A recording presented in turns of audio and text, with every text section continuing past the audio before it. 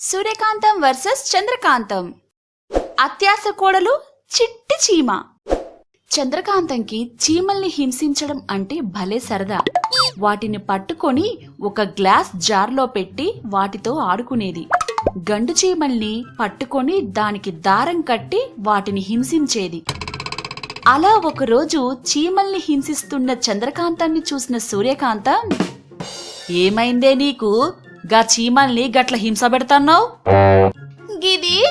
గీ చీమ నన్ను కుట్టిందత్తమ్మా, అందుకే అని అబద్ధం చెప్తుంది. కుడితే దాన్ని బయటకు దోలు, అంతేగాని గట్ల హింస పెడతావానే? ఏమో అత్తమ్మా, గట్ల బాధపడుతూ ఉంటే నాకేంటో తెలియని ఆనందం. దాన్ని రాక్షస ఆనందం అంటారే, రాక్షసి. మా అత్తం ఎప్పుడు ఇంతే, నేనేం చేసినా తప్పంటుంది అని అక్కడి నుంచి అలిగి వెళ్ళిపోతుంది. మరుసటి రోజు చంద్రకాంతం నల్ల చీమల్ని నీళ్లల్లో ముంచుతుంది. అవి నీళ్లల్లో గిలగిలా కొట్టుకోవడం చూసి ఆనందించేది.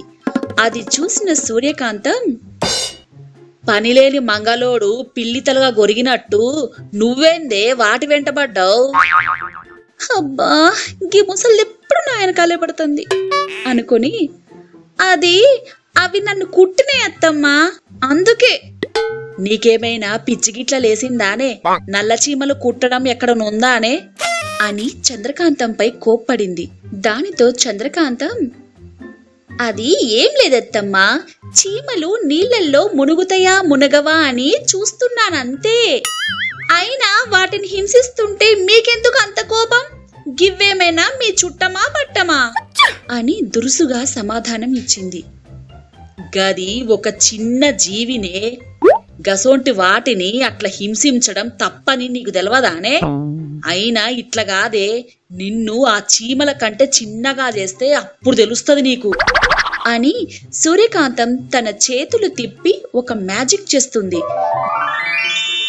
దాంతో చంద్రకాంతం చీమ కంటే చిన్నగా మారిపోతుంది. అరే ఏంటిది, మా అత్త నిజంగానే నన్ను చిన్నగా చేసింది. నేను ఇంకా మజాక్ చేస్తుందేమో అనుకున్నా. అయ్యో, ఇప్పుడు నేనేం చేయాలి అని బాధపడుతుంది. అప్పుడు చంద్రకాంతంకి ఏదో కదులుతున్న శబ్దం వస్తుంది. చంద్రకాంతం వెనక్కి తిరిగి చూస్తే ఏవో తెల్లని క్యూబ్స్ రోల్ అవుతూ తన పైకి వస్తూ ఉంటాయి. అది చూసి చంద్రకాంతం భయంతో పరిగెడుతుంది. ఓరి నాయనో, ఓరి నా అత్తో, ఎంత పని చేసినావు, అయ్యోయ్యో అని పరుగులు తీసింది. కొద్దిసేపటికి ఆ క్యూబ్స్ ఆగిపోయాయి. అది గమనించిన చంద్రకాంతం పరుగెత్తడం ఆపి కొంచెం రెస్ట్ తీసుకుందామని కూర్చుంది. అమ్మ నా అత్తో, అత్త, నా పైన గింతగానం పగబట్టినం అనుకోలేదత్తా. అత్త, చీమని హింసించినందుకు ఇంత పెద్ద శిక్ష వేస్తావు అనుకోలేదత్తో. అత్త అని ఏడ్చింది.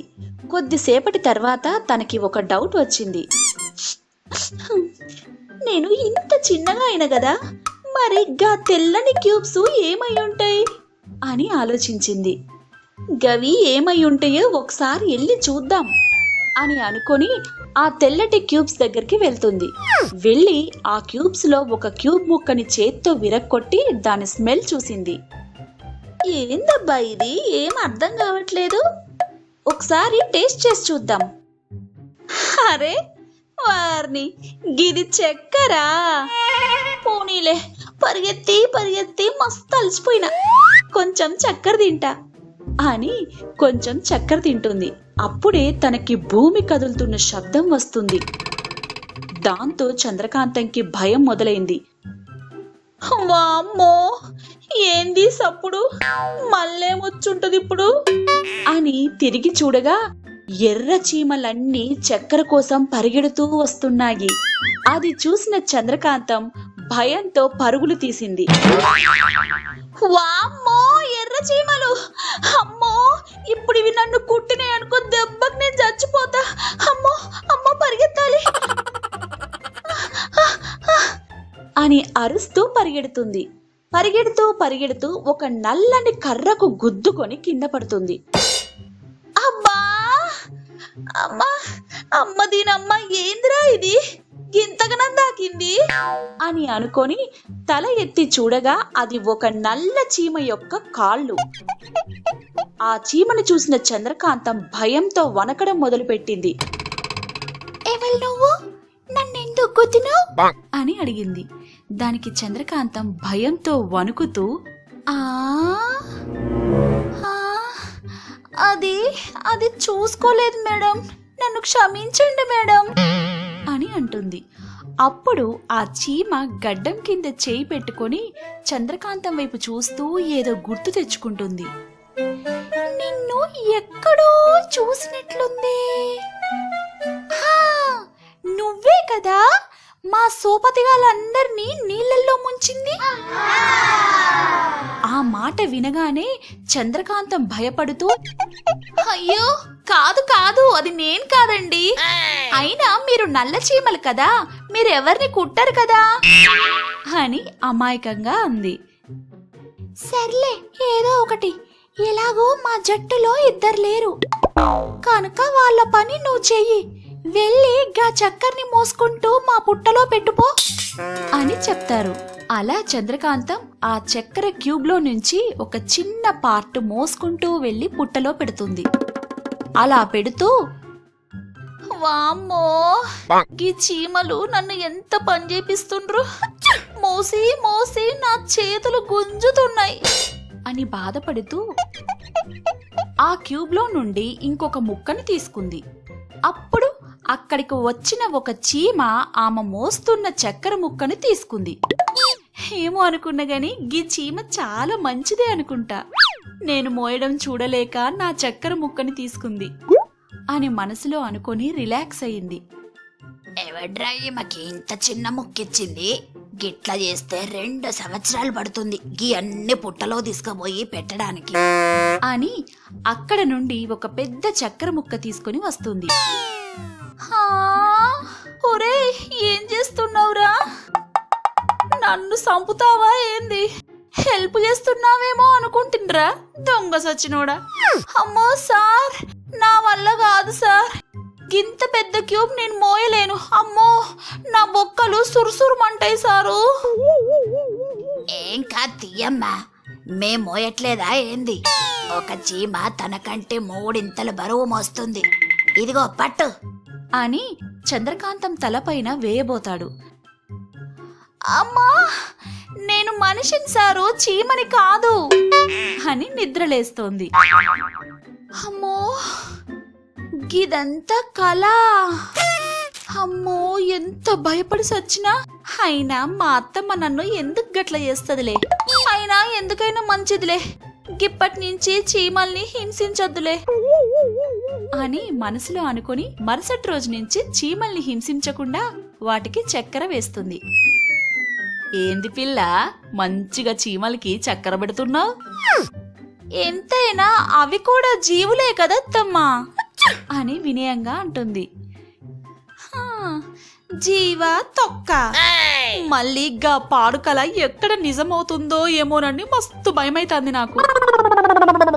గద్ది నీకు గా భయం రావాలనే కావాలనే మ్యాజిక్ తో నీకు కల వచ్చేటట్టు చేసిన.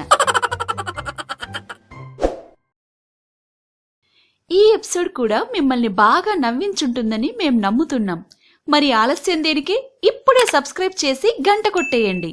మీకు సూర్యకాంతం ఇష్టమా లేక చంద్రకాంతం ఇష్టమా కామెంట్ రూపంలో తెలియజేయండి. మిమ్మల్ని ఆనందపరిచే మరిన్ని వీడియోస్ కోసం చూస్తూనే ఉండండి కాకా టీవీ. సూర్యకాంతం చాలా మంచిదని, ఊరిలో ఎవరికి ఏం కష్టం వచ్చినా తనకి తోచిన సహాయం చేస్తుండేదని మనందరికీ తెలిసిందే. అలాగే ఊరిలో ఎవరింట్లో శుభకార్యం జరిగినా వాళ్ళకి సూర్యకాంతం పట్టు చీరలు పంపించేది. అలా ఒకరోజు ఒక వ్యక్తి, అమ్మా సూర్యకాంతం అమ్మా. చంద్రకాంతం, ఏంది పెద్దయ్యా గిట్లొచ్చిండ్రు? నా బిడ్డకి లగ్గం పెట్టుకున్నమ్మా, చీరలు పట్టుకుపోదామని వచ్చిన అంటాడు. అలా అంటుండగానే సూర్యకాంతం ఒక పెద్ద పళ్ళెం నిండా చీరలు తీసుకుని ఇస్తుంది. ఏం పెద్దయ్యా లగ్గం పనులు గిట్లా ఎట్లా నడుస్తున్నాయి?